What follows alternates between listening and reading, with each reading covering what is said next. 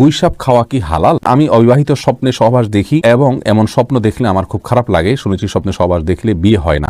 শেষ করে শুয়ে শুয়ে সূরা মুলক বা সকাল সন্ধ্যার দোয়া বা জিকির করা যাবে কিনা? খাবারের আগে বিসমিল্লাহ বলবো নাকি বিসমিল্লাহির রহমানির রহিম বলবো? মঞ্জুরা পারভিন আপনি প্রশ্ন করেছেন রুকু থেকে সোজা হয়ে দাঁড়িয়ে রব্বানা লাকাল হামদ বলবো নাকি রব্বানা ওয়ালাকাল হামদ বলবো? রুকু থেকে সোজা হয়ে কতখানি সময় দেরিতে দাঁড়িয়ে থাকতে হয় দয়া করে জানাবেন। তাসবিহ দানা দিয়ে তসবিহ করা কি বিদআত? প্রবাসীকে সালাম দিলে তারা কি শুনেন এবং উত্তর দেন? ইমাম শেষ বৈঠকে থাকার সময় যদি কোনো মুসল্লির ওযু ভেঙে যায় এর বিধান কি? তাহমিনা এখন এক মসজিদে টাকা দেওয়ার নিয়ত করে অন্য মসজিদে দেওয়া যাবে কিনা? হুজুর সংসারে অভাব থাকলে করণীয় কি? গোসলের আগে ওযু করলে গোসলের সময় লজ্জাস্থানে হাত লাগে বা পরিষ্কার করার জন্য হাত লাগে তাহলে কি গোসল শেষে আবার ওযু করতে হবে? যে নামাজের মধ্যে ইমামের পিছনে মুক্তাদির রুকু সিজদায় তাকবীর পাঠ করা কতটুকু গুরুত্বপূর্ণ? স্বামী মারা গেলে মেয়েদের সাদা শাড়ি পরা কি জায়েজ? শুরু করছি আপনাদের প্রশ্ন উত্তর দেওয়ার পর্বে। আহমেদ ইকরা আপনি জানতে চেয়েছেন আমি অবিবাহিত স্বপ্নে সহবাস দেখি এবং এমন স্বপ্ন দেখলে আমার খুব খারাপ লাগে। শুনেছি স্বপ্নে সহবাস দেখলে বিয়ে হয় না। না, এরকম কোনো কথা না, এটা কুসংস্কার। আপনি এরকম যদি কোনো কিছু দেখেন এটা আপনার গুনাহ হবে না, কারণ এটা আপনার ইচ্ছায় হচ্ছে না। এরপরে জান্নাত জাহান আপনি জানতে চেয়েছেন নামাজ শেষ করে শুয়ে শুয়ে সূরা মুলক বা সকাল সন্ধ্যার দোয়া বা জিকির করা যাবে কিনা? করা যাবে। আল্লাহ সুবহানাহু ওয়া তাআলা কোরআনে কারীমে স্পষ্ট করে বলেছেন আল্লাযীনা ইয়াযকুরুনাল্লাহা কিয়ামান ওয়া কুউদান ওয়া আলা জুনুবিহিম, যারা দাঁড়িয়ে বসে শুয়ে সর্বাবস্থা আল্লাহ তাআলার জিকির করে স্মরণ করে। অতএব আল্লাহ তাআলার জিকির বা স্মরণ এগুলো যে কোনো অবস্থা আপনি করতে পারেন।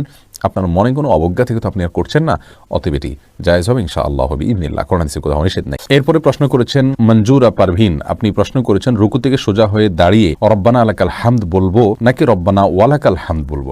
দুইটাই বিশুদ্ধ হাদিস দ্বারা প্রমাণিত, বরং কোনো কোনো বর্ণায় আল্লাহুম্মা রব্বানা লাকাল হামদ আল্লাহুম্মা রব্বানা ওয়ালাকাল হামদ এরকমও আছে, যার কারণে আপনি যে কোনোটা পড়েন তাতে আপনার সালাত আদায় হয়ে যাবে, সুন্নাহ আদায় হয়ে যাবে, যেহেতু সবগুলোই হাদিস দ্বারা প্রমাণিত। আর কাসরাতুল মাবানি তাদুল্লু আলা কাসরাতুল মাআনি এই মূলনীতির আলোকে আপনি রব্বানা ওয়ালাকাল হামদ যদি পড়েন অথবা আল্লাহুম্মা রব্বানা ওয়ালাকাল হামদ যদি পড়েন তাহলে সেটা বেশি ভালো। মোহাম্মদ আপনি জানতে চেয়েছেন খাবারের আগে বিসমিল্লাহ বলবো নাকি বিসমিল্লাহির রহমানির রহিম বলবো? ভাই, এ নিয়ে দুই রকমের ব্যাখ্যাই আছে। নবী সাল্লাল্লাহু আলাইহি সাল্লাম সাম্মিল্লাহ এটুকু বলেছেন। এক ব্যক্তি খাবার খাচ্ছিলেন, তাকে বা খাবার খাওয়া প্রসঙ্গে নবী সাল্লাল্লাহু আলাইহি সাল্লাম বলেছেন সাম্মিল্লাহ মানে আল্লাহর নাম নাও। এখানে সাম্মিল্লাহ আল্লাহর নাম নেওয়া হতে পারে, পুরো বিসমিল্লাহ পড়াটাও হতে পারে। এজন্য আপনি বিসমিল্লাহ বলে শুধু যদি খাবার গ্রহণ করেন তাতেই আপনার সুন্নাহ আদায় হয়ে যাবে। আর যদি বিসমিল্লাহ পুরোটাই পড়েন তাহলে আরও ভালো, কোনো অসুবিধা নেই ইনশাআল্লাহ বিইذনিল্লাহ। তবে শুধু বিসমিল্লাহ বললেই আপনার এই বিসমিল্লাহ পাঠ করে খাবারের যে বিষয়টি সেটি আদায় হয়ে যাবে ইনশাআল্লাহ। রিমাইন্ডুদ্দিন প্রশ্ন করেছেন রুকু থেকে সোজা হয়ে কতখানি সময় দেরিতে দাঁড়িয়ে থাকতে হয় দয়া করে জানাবেন। দেখুন, রুকু থেকে সোজা হয়ে আমরা কমপক্ষে একবার তাসবিহ পড়া পরিমাণ সুবহানাল্লাহ বলার সমপরিমাণ আমাদেরকে দাঁড়াতে হবে। স্বাভাবিকভাবে সুবহানাল্লাহ বলতে যত সময় লাগে দাঁড়িয়ে সোজা হয়ে কমপক্ষে এতটুকু সময় দাঁড়াতে হবে। আমরা অনেকে মনে করি দাঁড়িয়েই চলে যেতে পারবো না, আমি সোজা হয়ে দাঁড়ানোর পরে অন্তত অপেক্ষা করতে হবে সুবহানাল্লাহ বলতে যে পরিমাণ সময় লাগে কমপক্ষে এতটুকু, এরপরে আপনি সেজদা যাবেন। যাই হোক, এরপরে প্রশ্নে চলে যাচ্ছি। এমডি শফিক আপনি জানতে চেয়েছেন তাসবিহ দানা দিয়ে তসবিহ করা কি বিদআত? ভাই শফিক, এটাকে আমরা বিদআত বলি না। অনেক উলামা ইকরাম বিদআত বলেন। তারা বলে থাকেন যে বিভিন্ন হাদিসে আঙ্গুলের করে তাসবিহ গণার ফজিলত বা গুরুত্বারোপ এর বর্ণনা বা বিবরণ পরোক্ষভাবে বোঝা যায়। বিশেষ করে কি আমাদের দিন এগুলো জলজল করে জ্বলতে থাকবে বা উজ্জ্বল আলো দিবে, এরকম বর্ণনা পাওয়া যায়।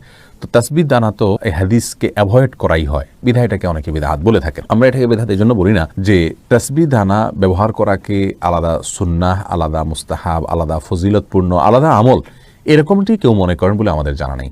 যেহেতু এরকমটি কেউ মনে করেন না, তাহলে তাসবিহ দানা ব্যবহার করাকে আমরা বিদআত বলতে পারি না। বরং তাসবিহ দানা বিদআত ব্যবহার করা এটা ওই ব্যক্তির জন্য বিধেয় যে ব্যক্তি 100 বার বা বেশি সংখ্যক তাসবিহর যে সংখ্যাগুলো সেগুলো আঙ্গুলে করে গুনে তিনি মনে রাখতে পারেন না, এরকম যদি হয় তাহলে সেক্ষেত্রে তার জন্য এটা বিধেয়। তবে উত্তম হবে সর্বাবস্থায় আঙ্গুলে করে গণনা করা।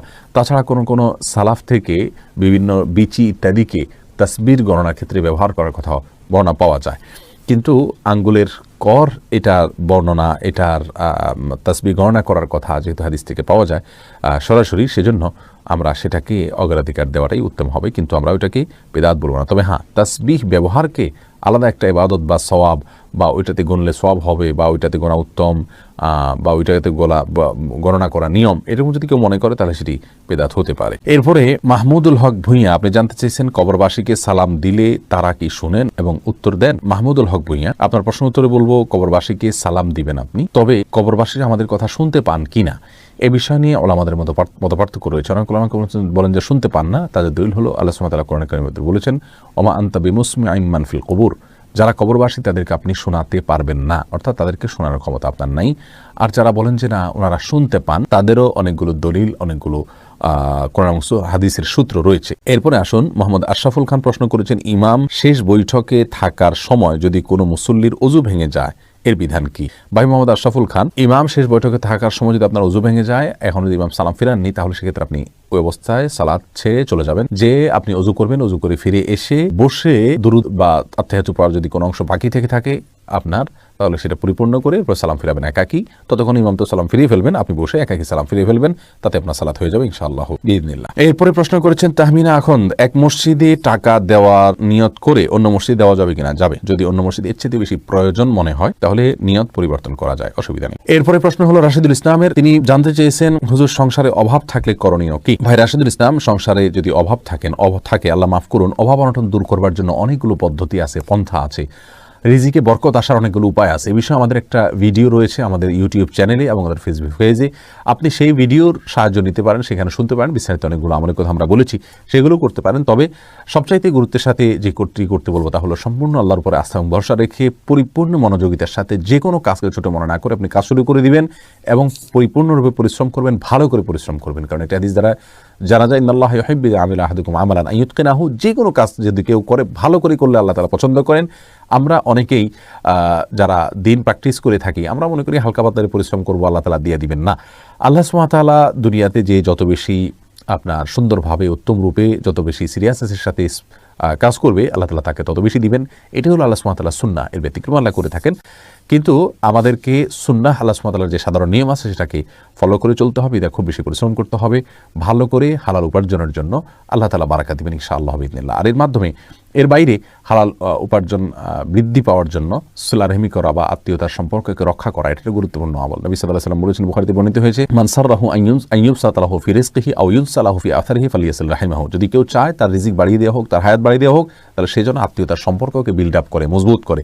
এর বাইরে অনেকগুলো আমল আছে, আপনি ভিডিওটা শুনে নিলে ইনশাআল্লাহ সেখান থেকে বিস্তারিত জানতে পারবেন। মোহাম্মদ ফজলুল করিম জানতে চেয়েছেন, গোসলের আগে ওযু করলে গোসলের সময় লজ্জাস্থানে হাত লাগে বা পরিষ্কার করার জন্য হাত লাগে, তাহলে কি গোসল শেষে আবার ওযু করতে হবে? যে অনেক উলামায়ে কেরামের মতে, মান মাসসা ফারাজাহু ফালিয়াতাওয়াজ্জা, যে ব্যক্তি তার লজ্জাস্থানে স্পর্শ করে কোনো কিছুর আড়াল ছাড়া সরাসরি হাত দিয়ে, তার ওযু আবার করতে হবে, তার ওযু ভঙ্গ হয়ে যায়, এরকম বর্ণনাকে সামনে রেখে অনেক উলামায়ে কেরাম এটাকে ওযু ভঙ্গের কারণ হিসেবে বলেছেন। তাদের দৃষ্টিতে অবশ্যই আপনাকে ওযু করতে হবে পুনরায়।